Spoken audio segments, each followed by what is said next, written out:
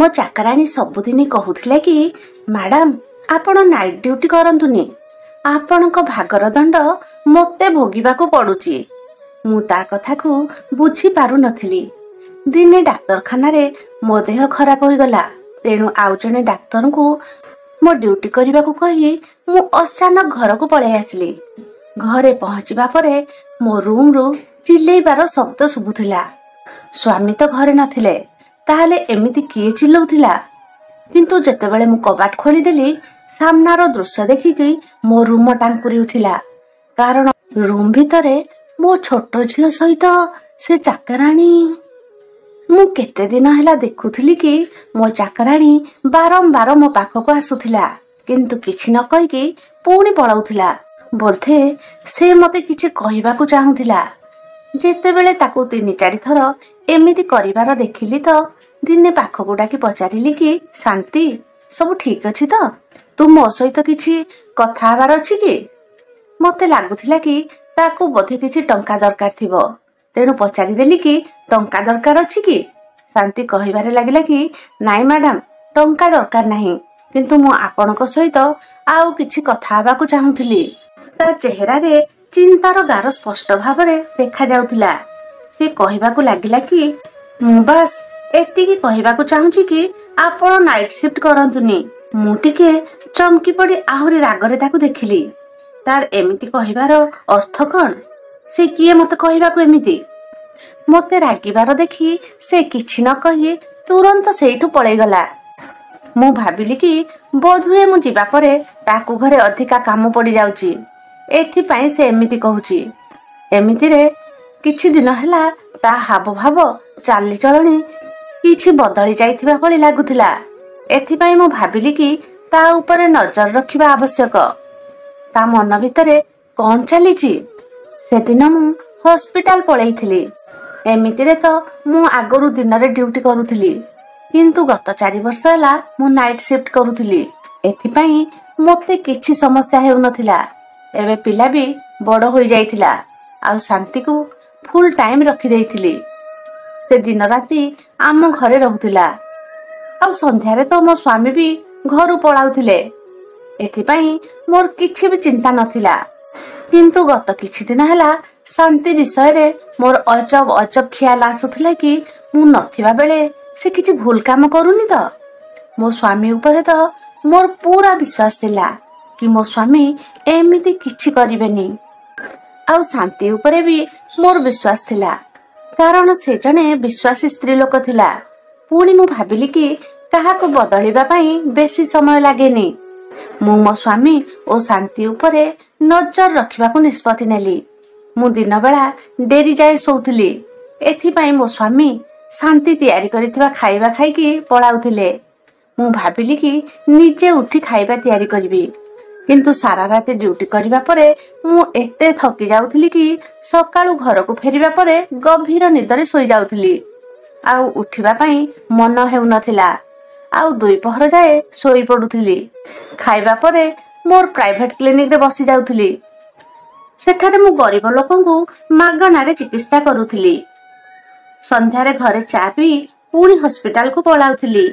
केबे केबे मो स्वामी कहूथिले कि लिसा, तमे तमको एते व्यस्त करि देइछो जे मो पई तो मो पाखरे समय नाही। हेले मते भी तो तमर आवश्यकता अछि। किंतु मो स्वामी बहुत भल थिले। मु तांको बहुत जल्दी मनै देइथिली, आ से भी बुझी जाउथिले। जीवन रे एमिति रूटीन चलीथिला। किछि दिन एमिति आराम रे बीती गला, किंतु शांति दिने पुणी मो पाखको आसिला। आ कहिबाकू लागिले कि जे मैडम, जदि आपण मो कथा मानिबे ताहले आपण ड्यूटी दिन रे रखंतु। आपण जिबा परे आपणक दंड मते भोगिबाकू पडुची। एथर से रागी की कहूथिला। आ ता कथा शेष करी सेठारु से पळाइला। ता कथा सुनी तो मु चकित होई गली। मो भागर दंड से भोगुची, यार माने कोन? कोन से मो भागर समय मो स्वामी को सहित बिताउनी ताऊ? भाबी कि मो पाद तळु माटी खसी गला परि लागिला। मो स्वामी का ऊपर थिबा विश्वास एबे टळमळ हेबाकू लागिला। पुणी मन रे आसला कि ना एमिति होई परिबनी। से एमिति कहि दउची, किंतु तथापि से कहीं बारंबार कहूची कि नाइट शिफ्ट न करी दिन शिफ्ट करने मु जने डाक्तर थिली आउ सारा जीवन सचोटतार सहित काम करी केबे भी कहार साहाय्य नैनी। हॉस्पिटल कर्तृपक्ष जहाँ भी ड्यूटी देइथिले मु खुशी रे स्वीकार करि नउथली आ पूरा दम रे ताकू करूथली। एबे भी नाइट शिफ्ट पई कहिथिले मते किछि भी असुविधा नथिला आ एबे मु अचानक छाड़ी पारिबिनी। एते वर्ष हैला जो परिश्रम करिछि आ केबे भी मो कथारु टळी नाही। पूरा स्टाफ कर भी मो उपरे सेतिकी भरोसा रहिछि किंतु एमिति भी मो घर भांगिबा को छाड़ी पारिबिनी। मते किछि ना किछि तो करिबा को पड़िबो। शांति गत 1 वर्ष हैला मो घरे काम करूछि आउ एई समय भितरे ता नारे मो पाखरे किछि अभियोग नथिला ना मो तरफरु ना ता तरफरु।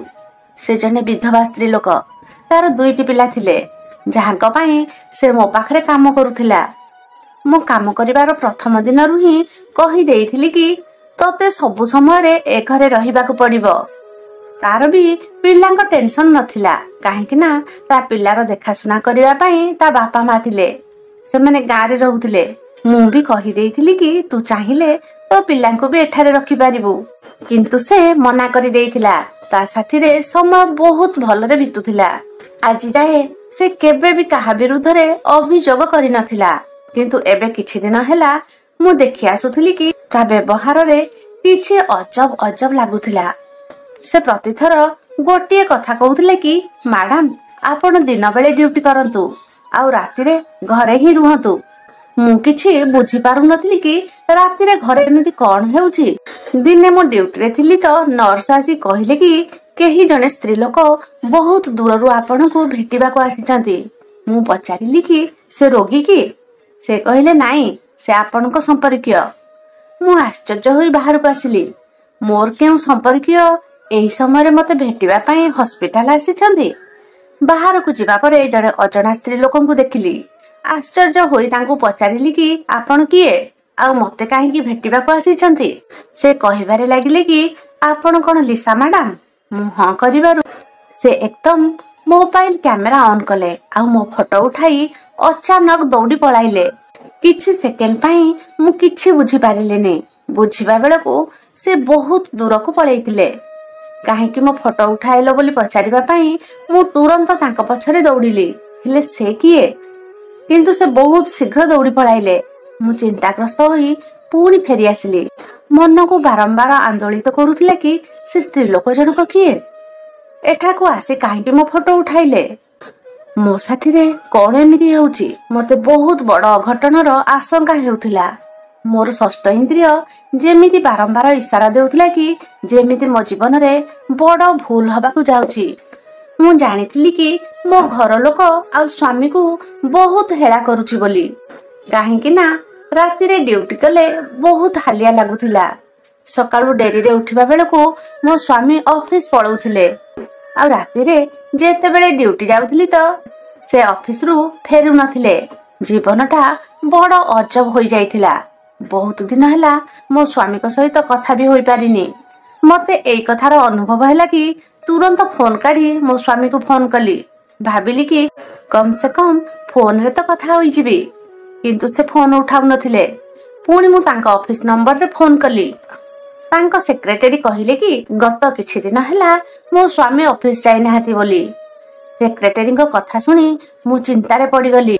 मते तो किछि भी मालूम नथिला किंतु चिंतार कथा थिला कि से प्रतिदिन घर ऑफिस जिबे बोली बाहरी जाउथिले। पुणी से कुआडे जाउछंती भाबिली कि मु छुट्टी नै जिबी। आउ ए कथा घरे कहिबा परे समस्त खुशी होई गले। खास करी शांतिर चेहरा रे खुशीर झलक देखा गला।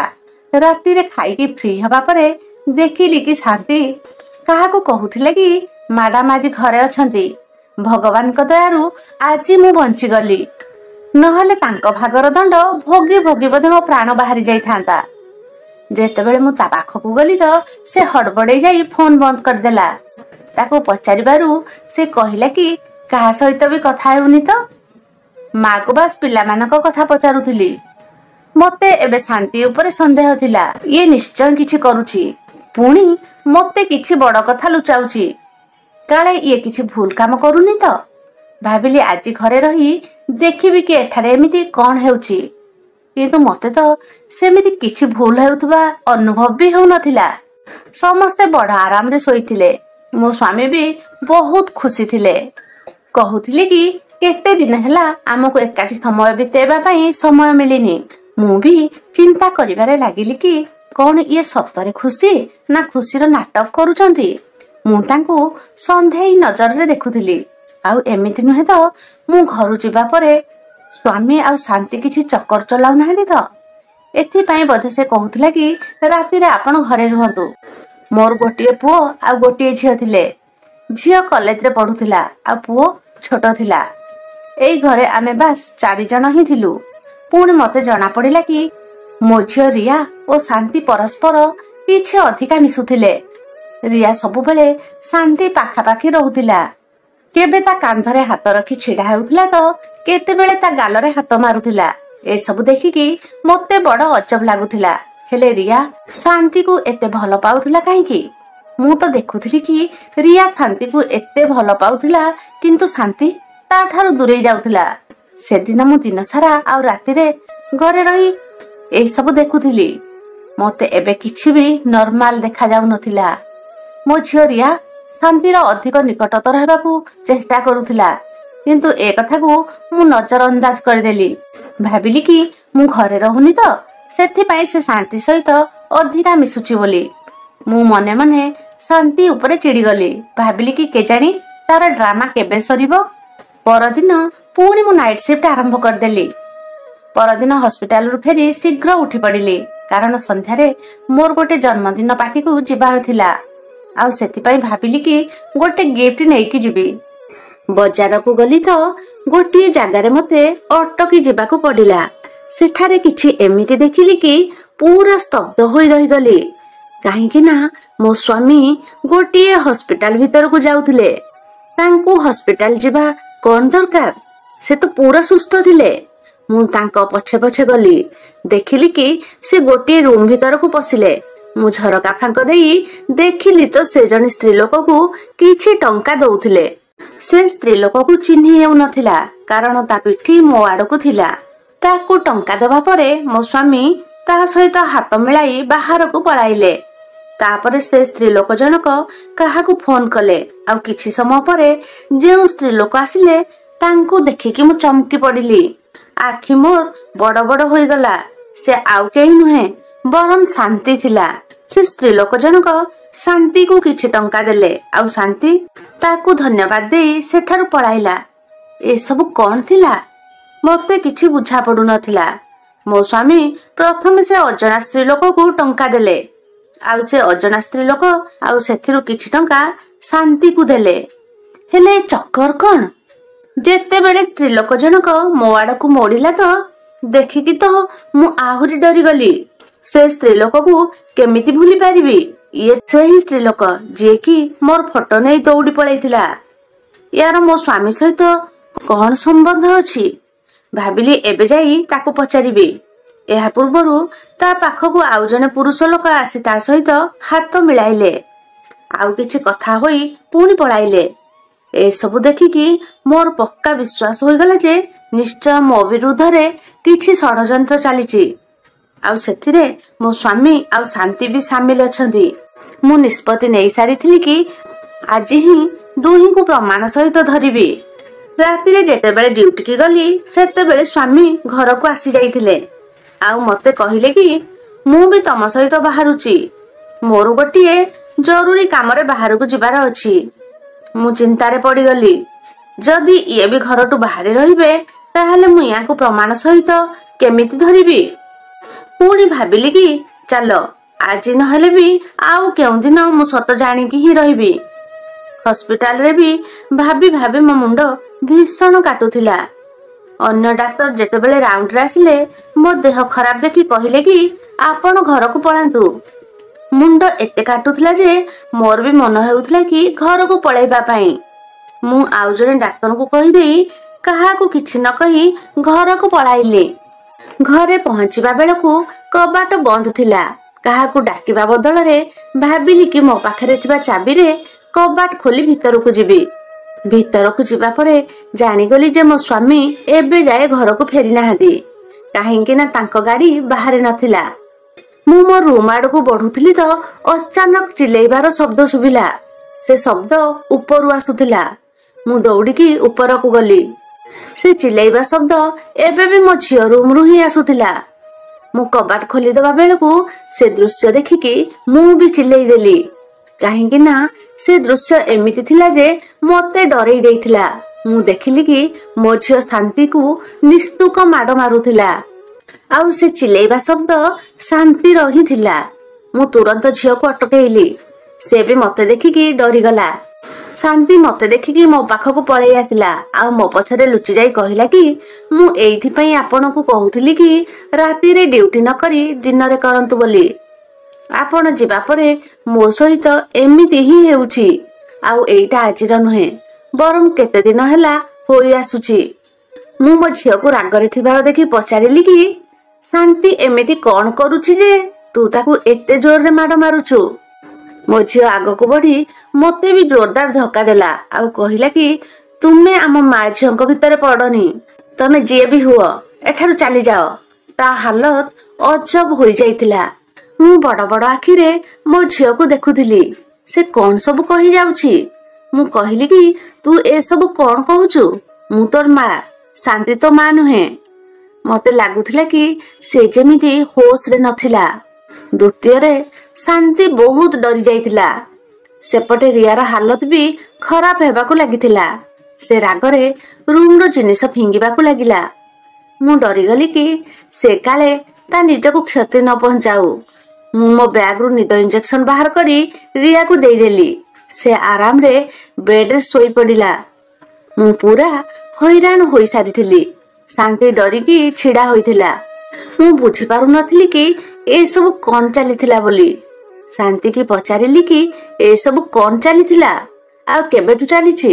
ସେଠୁ ସେ ମତେ ଡାକିକି ନେଇ କହିଲା କି ଆସନ୍ତୁ, ମୁଁ ଆପଣଙ୍କୁ ସବୁ କହୁଛି। ଏସବୁ ଆପଣଙ୍କ ପାଇଁ ହେଉଛି। ମୁଁ କେତେଥର ଆପଣଙ୍କୁ ମନା ନ କରିଛି ଯେ ଆପଣ ନାଇଟ୍ ସିଫ୍ଟ କରନ୍ତୁନି, ଘରେ ରୁହନ୍ତୁ, କିନ୍ତୁ ଆପଣ ତ କିଛି ଶୁଣିବାକୁ ପ୍ରସ୍ତୁତ ନଥିଲେ। ମନେ ପକାନ୍ତୁ ତ ଆପଣ ଶେଷ ଥର କେବେ ପିଲାଙ୍କ ସହିତ ବସି ତାଙ୍କ ସହିତ ଖୁସି ଗପ କରିଥିଲେ, ତାଙ୍କ କଥା ଶୁଣିଥିଲେ। ତା କଥା ଶୁଣିକି ଗୋଟିଏ ମୁହୂର୍ତ୍ତ ପାଇଁ ମୁଁ ଚୁପ ହୋଇଗଲି, କାହିଁକି ନା ସେ ସତ କହୁଥିଲା। ମତେ ପିଲାଦିନରୁ ହିଁ ଡାକ୍ତର ହେବାର ଇଚ୍ଛା ଥିଲା, ଆଉ ବହୁତ କଷ୍ଟ କରି ମୁଁ ମୋ ସ୍ୱପ୍ନ ପୂରଣ କରିଥିଲି। ମୋ ସ୍ୱାମୀ ମତେ ବହୁତ ଭଲ ପାଉଥିଲେ, ଆଉ ମୋର ଏ ସ୍ୱପ୍ନ ବାବଦରେ ବହୁତ ଭଲରେ ଜାଣିଥିଲେ। ଏଥିପାଇଁ ସେ ବିବାହ ପରେ ପଢିବା ପାଇଁ ପ୍ରୋତ୍ସାହିତ କରୁଥିଲେ, ଆଉ ଚାକିରି କରିବାକୁ ବି ଅନୁମତି ଦେଇଥିଲେ। ପ୍ରଥମରୁ ହିଁ ମୋ ପିଲାମାନେ ଚାକରାଣୀ ଦ୍ୱାରା ପାଳିତ ହେଉଥିଲେ। ମୁଁ ବି ପୁରା ଚେଷ୍ଟା କରୁଥିଲି କି ପିଲାଙ୍କୁ ସମୟ ଦେବା ପାଇଁ, କିନ୍ତୁ ଡାକ୍ତର ହେବା କାରଣରୁ ମୋର ବହୁତ ସାରା ଦାୟିତ୍ୱ ଥିଲା। ମୋର ସବୁ ସମୟ ହସ୍ପିଟାଲରେ ହିଁ ବିତୁଥିଲା, କିନ୍ତୁ ମୁଁ ସବୁବେଳେ ଚାହୁଁଥିଲି କି ମୋ ପିଲାଙ୍କୁ ଭଲ ଲାଳନ ପାଳନ ହେଉ ବୋଲି। ମୋ ପିଲାଙ୍କୁ ସମୟ ଦେଇ ପାରୁନି ବୋଲି ଏହାର ମତଲବ ନୁହେଁ ଯେ ମୁଁ ସେମାନଙ୍କୁ ଧ୍ୟାନ ଦିଏନି ବୋଲି। ଶାନ୍ତି କହିଲା କି ଏଥିପାଇଁ ରିୟା ଧୀରେ ଧୀରେ ଡିପ୍ରେସନର ଶିକାର ହେବାକୁ ଲାଗିଲା। ତାକୁ ବାପା ମାଙ୍କ ଭଲ ପାଇବା ନିହାତି ଦରକାର ଥିଲା, ଯେଉଁଟା କି ତାଙ୍କୁ ମିଳିପାରୁନଥିଲା। କଲେଜରେ ବି ଖରାପ ସାଙ୍ଗରେ ପଡି ଯାଇଥିଲା, ଆଉ ଏସବୁ କାରଣରୁ ସେ ଧୀରେ ଧୀରେ ମାନସିକ ଭାବରେ ଦୁର୍ବଳ ହୋଇ ପଡିଲେ। ଆଉ ସେ ତାଙ୍କ ଭିତରେ ଥିବା ରାଗକୁ ମତେ ମାରପିଟ କରି ସୁଝାଉଥିଲେ।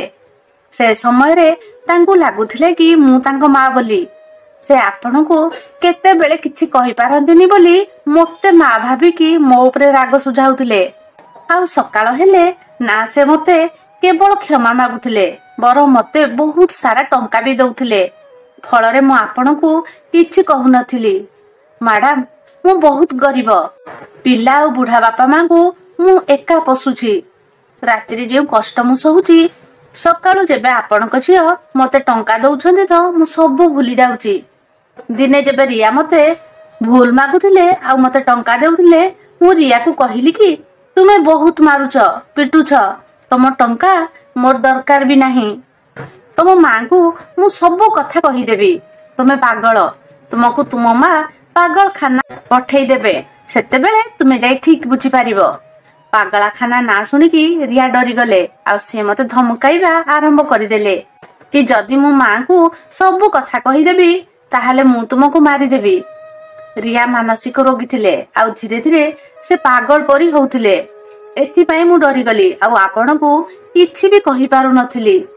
ଆପଣଙ୍କୁ ସବୁ କଥା ତ କହିପାରୁନଥିଲି, ମାତ୍ର ଏତିକି କଥା ସବୁବେଳେ କହୁଥିଲି କି ମ୍ୟାଡାମ ନାଇଟ୍ ଡ୍ୟୁଟି ଛାଡି ଦିନ ବେଳା ଡ୍ୟୁଟି କରନ୍ତୁ। ଶାନ୍ତି କଥା ଶୁଣି ମୋର ସବୁ ମନେ ପଡିଗଲା କି ସେ ମତେ କହୁଥିଲେ କି ମ୍ୟାଡାମ ଆପଣଙ୍କ ଭାଗର ଦଣ୍ଡ ମତେ ସହିବାକୁ ପଡୁଛି। ବୋଧହୁଏ ରିୟାର ସବୁ ରାଗ ମୋ ପ୍ରତି ଥିଲା। ମୁଁ କେବେ ଭାବି ପାରୁନଥିଲି କି ଏସବୁ ମୋ ପିଲା ସହିତ ଘଟିଥିଲା। କିନ୍ତୁ ମୋ ସ୍ୱାମୀ, ସେଦିନ ସେ ସ୍ତ୍ରୀ ଯିଏକି ମୋ ଫଟୋ ଉଠାଇଥିଲା, ତାକୁ ଭେଟିବାର ମତଲବ କଣ ଥିଲା? ମୁଁ ଶାନ୍ତିକୁ ଏ କଥା ପଚାରିବାରୁ ସେ କହିଲା କି ମ୍ୟାଡାମ ଆପଣ ତ ମୋର କିଛି ବି କଥା ଶୁଣିବାକୁ ପ୍ରସ୍ତୁତ ନଥିଲେ। ତେଣୁ ମୁଁ ରିୟାର ହାଲତ କଥା ବାବୁଙ୍କୁ ଜଣେଇଦେଲି। ସେ ଜଣେ ଡାକ୍ତରଙ୍କ ସହିତ ରିୟା ବିଷୟରେ ସବୁ କଥା ହେଲେ। ବାବୁ ଚାହୁଁନଥିଲେ କି ଆପଣଙ୍କୁ ସବୁ କଥା କହିବା ପାଇଁ, ତେଣୁ ସେ ଡାକ୍ତରଙ୍କୁ ବି ମନା କରିଦେଲେ ଆପଣଙ୍କୁ ଏ କଥା କହିବା ପାଇଁ। ସେ କହୁଥିଲେ କି ମୋ ସ୍ତ୍ରୀ ଦିନ ରାତି ଗରିବଙ୍କ ସେବା କରୁଛନ୍ତି, ତେଣୁ ତାଙ୍କୁ ଯେମିତି ଏ କଥା ମାଲୁମ ନ ପଡେ। ଆଉ ମୋ ସ୍ତ୍ରୀ ଜାଣିବା ଆଗରୁ ଯେମିତି ରିୟା ଠିକ ହୋଇଯାଏ। ସେ ଡାକ୍ତର ମ୍ୟାଡାମ ଆପଣଙ୍କ ହସ୍ପିଟାଲ ଆଡ୍ରେସ ନେଇଥିଲେ। ଆଉ ସେଦିନ ବି ସେ ଡାକ୍ତରାଣୀଙ୍କୁ ଆପଣଙ୍କ ସ୍ୱାମୀ ଫିଜ ଦଉଥିଲେ। ସେ ଯେବେ ବି ମତେ କ୍ଲିନିକ ଡାକୁଥିଲେ ମୁଁ ଯାଉଥିଲି ଆଉ ରିୟା ବିଷୟରେ ପଚରା ଉଚରା କରୁଥିଲେ। ଆଉ ସେଦିନ ସେ ବି ମତେ ଏମିତିରେ କିଛି ଟଙ୍କା ଦଉଥିଲେ। ଦିନେ ସେ ମ୍ୟାଡାମ ମତେ କହିଲେ କି ମୁଁ ତ ମ୍ୟାଡାମଙ୍କ କିଛି ଫଟୋ ନେଇଯାଉଛି। ମୁଁ ଆଶ୍ଚର୍ଯ୍ୟ ହୋଇ ପଚାରିବାରୁ ସେ କହିଲେ କି ମୁଁ ତ ମାଲିକାଣୀଙ୍କ ସନ୍ଦେହକୁ ବଢେଇବାକୁ ଚାହୁଁଛି। ସନ୍ଦେହ ହେଲେ ତ ଯାଇ ସେ ତାଙ୍କ ଘର ଓ ପିଲା ପ୍ରତି ଧ୍ୟାନ ଦେବେ। ମୁଁ ତ ମାଲିକାଣୀକୁ ସବୁ କିଛି କହିପାରିବିନି, କାହିଁକି ନା ତୋ ମାଲିକ କିଛି କହିବାକୁ ମନା କରିଦେଇଛନ୍ତି। ଏମିତି ସନ୍ଦେହ କରି ସେ କିଛି ହେଲେ ବି ତ ନିଜ ଘର ପ୍ରତି ଧ୍ୟାନ ଦେବେ। ଶାନ୍ତିର ସବୁ କଥା ଶୁଣି ମତେ ସବୁ କିଛି ବୁଝା ପଡି ଯାଉଥିଲା। ମୋ ମୁଣ୍ଡ ଲାଜରେ ତଳକୁ ହେଇଗଲା। ମୁଁ ମୋର ସ୍ୱପ୍ନ ପୂରଣ କରୁ କରୁ ନିଜ ପିଲା ଓ ନିଜ ପରିବାରକୁ ଅବହେଳା କରୁଥିଲି। ମୋର 2ଟି ପିଲା ଥିଲେ, କିନ୍ତୁ କେବେ ସେମାନଙ୍କୁ ଧ୍ୟାନ ଦେଇନି, ଯେଉଁଟାର କି ହକଦାର ସେମାନେ ଥିଲେ। କିନ୍ତୁ ମୁଁ କଣ ଜାଣିଥିଲି କି ଏହାର ଏମିତି ଫଳ ହେବ? ସେ ସମୟରେ ମୁଁ ବୁଝି ଯାଇଥିଲି ଯେ ବାପା ମା ନିଜ କ୍ୟାରିୟର ପଛରେ ଏତେ ପାଗଳ ହେବା ଉଚିତ ନୁହେଁ। ମୋ ସ୍ୱାମୀ ମତେ ବହୁତ ଭଲ ପାଉଥିଲେ, ଏଥିପାଇଁ ସେ ନିଜେ ସବୁ ମାମଲା ସାରିବାକୁ ଚାହୁଁଥିଲେ। ଏବେ ମୁଁ ବୁଝିପାରୁଥିଲି କି ଡାକ୍ତରଙ୍କ ଛଡା ଏବେ ମୋର ମାର ଦାୟିତ୍ୱ ବି ନେବାର ଅଛି। ଏହାପରେ ମୁଁ କିଛି ଦିନ ପାଇଁ ଛୁଟି ନେଇଗଲି। ଫଳରେ ମୋ ପିଲାମାନଙ୍କୁ ସମୟ ଦେଇପାରିବି ଆଉ ସମସ୍ତେ ମିଶି ମୋ ଝିଅକୁ ବି ଠିକ କରିଦେଲୁ। ସେ ଘଟଣା ପରଠାରୁ ମୁଁ ମୋର ଡ୍ୟୁଟି ଦିନକୁ ସିଫ୍ଟ କରିଦେଲି।